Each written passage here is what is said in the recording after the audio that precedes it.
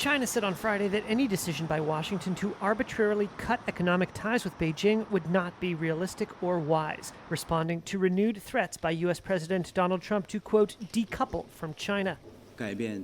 It will not solve the US's own problems at home. It will only hurt the American citizens. A top U.S. diplomat for East Asia described U.S.-China relations as tense after the two nations held the first high-level face-to-face talks in months.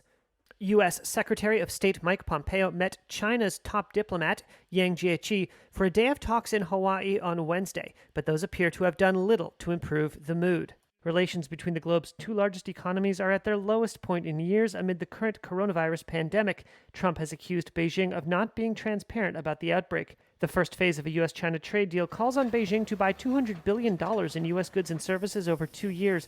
But skeptics say the pandemic and resulting economic slowdowns will make it difficult for Beijing to reach its targets for this year. America's top trade negotiator, Ambassador Robert Lighthizer, on Wednesday told Congress he did not think it would be possible to, quote, decouple the economies of the two countries.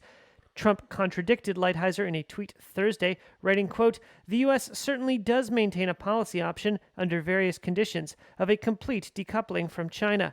Adding to scrutiny over U.S.-China ties, a new book by former National Security Advisor John Bolton claims Trump at one point sought Chinese President Xi Jinping's aid to win re-election in November. Trump called Bolton's book a compilation of lies.